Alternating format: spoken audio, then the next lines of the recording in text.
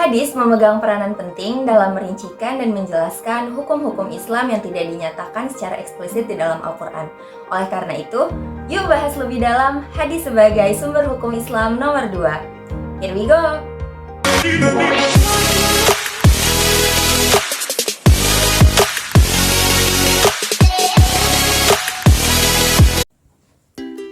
Assalamualaikum warahmatullahi wabarakatuh. Nama saya Adinda Angel Aulia dan hari ini saya akan membahas tentang hadis sebagai sumber hukum Islam nomor 2. Seperti yang kita ketahui, Al-Quran merupakan sumber hukum Islam pertama yang mutlak yang berisikan firman-firman dari Allah Subhanahu wa Ta'ala. Namun pada kenyataannya, ada beberapa hukum-hukum yang kita butuhkan yang tidak termaktub secara eksplisit di dalam Al-Quran. Contohnya, di Al-Quran memang tertulis perintah untuk melaksanakan sholat dan menunaikan zakat. Wa aqimus sholah wa atuz zakah. Maka laksanakanlah sholat dan tunaikanlah zakat. Tetapi kita tidak tahu bagaimana cara sholatnya, seberapa banyak zakat yang harus dikeluarkan.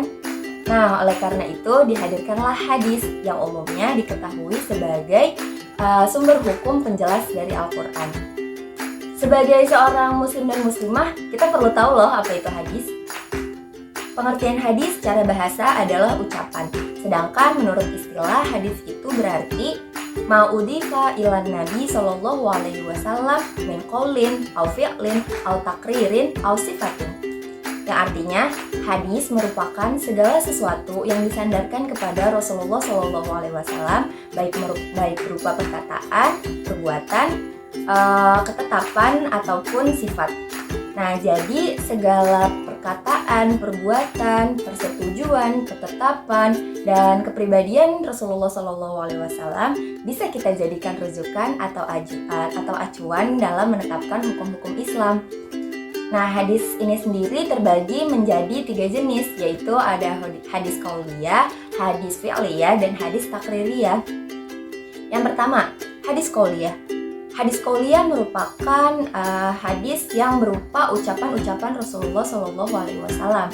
Contohnya, ada hadis tentang belajar dan mengajarkan Al-Quran. Khairukum man ta'allamal Qur'ana wa 'allamahu. Yang artinya, orang yang paling baik di antara kalian adalah orang yang belajar dan mengajarkan Al-Quran. Nah, hadis yang berikut tadi merupakan ucapan langsung secara lisan dari Rasulullah SAW. Yang kedua ada hadis fi'liyah.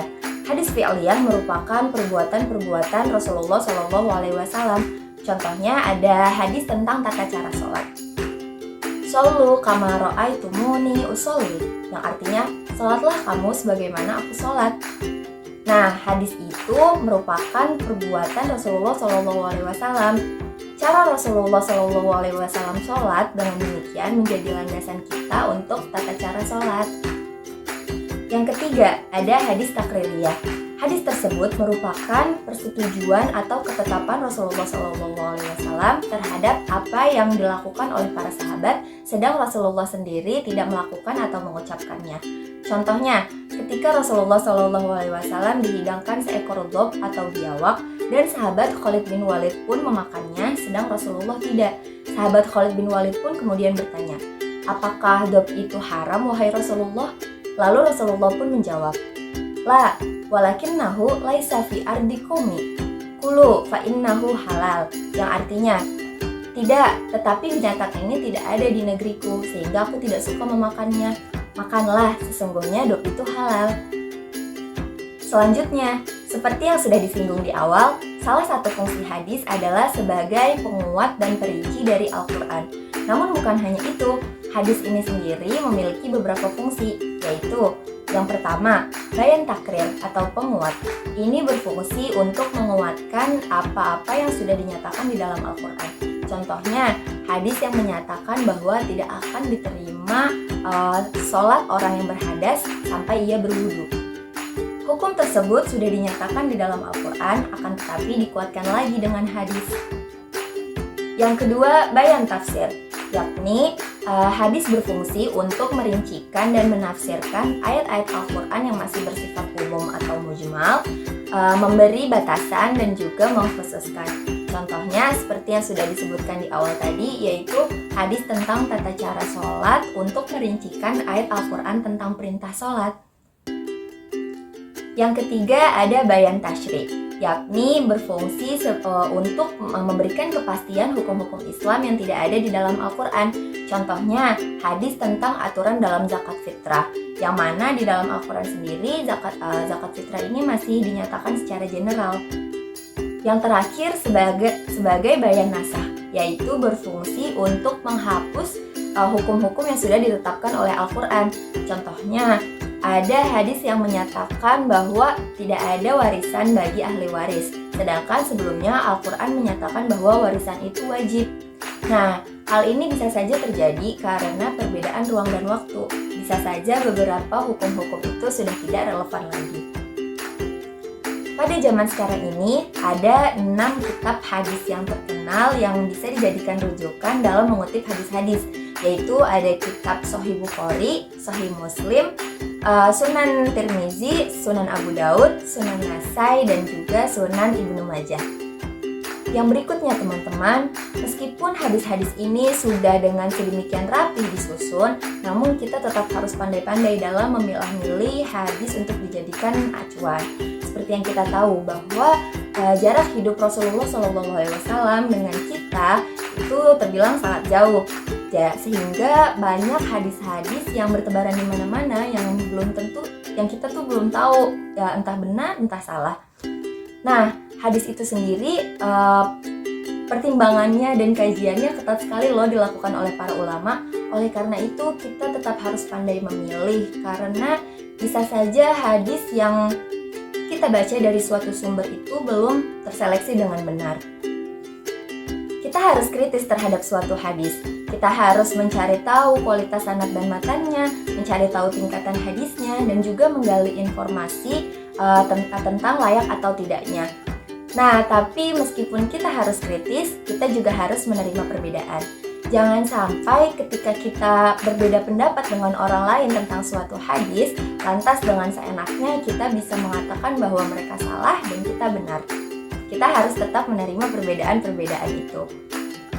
Memang hadis-hadis dhaif yang lemah ini dan juga hadis-hadis palsu bisa dibilang banyak bertebaran di masyarakat. Nah, hal ini terjadi karena beberapa faktor. Misalnya untuk kepentingan-kepentingan tertentu dari individu atau kelompok. Contohnya untuk dengan tujuan agar orang-orang berbuat baik atau untuk menciptakan image buruk terhadap agama tertentu dan lain-lain. Nah, walaupun banyak orang yang mengklaim hadis-hadis ini dengan tujuan baik, dengan maksud baik agar para muslim dan muslimah berbuat baik, namun dari segi penilaian bisa saja hadis-hadis tersebut tetap dinyatakan tidak layak. Nah, lalu bagaimana sih cara menyikapinya? Muncul pertanyaan-pertanyaan dari para masyarakat, bagaimana cara menyikapi hadis-hadis dhaif ini? Apakah hadis-hadis dhaif yang isinya baik boleh diamalkan dalam kehidupan kita sehari-hari?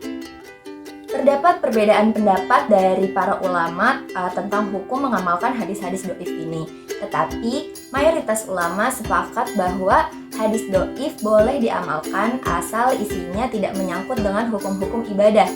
Tetapi tetap dengan beberapa syarat, yaitu syaratnya hanya dilakukan untuk diri sendiri, tidak disiarkan kepada orang lain, dan juga tidak diyakini sebagai hadis. Artinya kita tidak meyakini Rasulullah SAW benar-benar mengucapkan atau menyatakan itu. Nah, melainkan kita ini melakukan itu sebagai motivasi-motivasi saja dalam beribadah dan melakukan perbuatan baik. Nah, jadi hadis dhaif yang boleh diamalkan itu intinya adalah hadis-hadis yang berkaitan dengan praktik fadhailul a'mal, bukan yang berkaitan dengan ibadah dan juga tidak untuk dijadikan hujah dalam beribadah.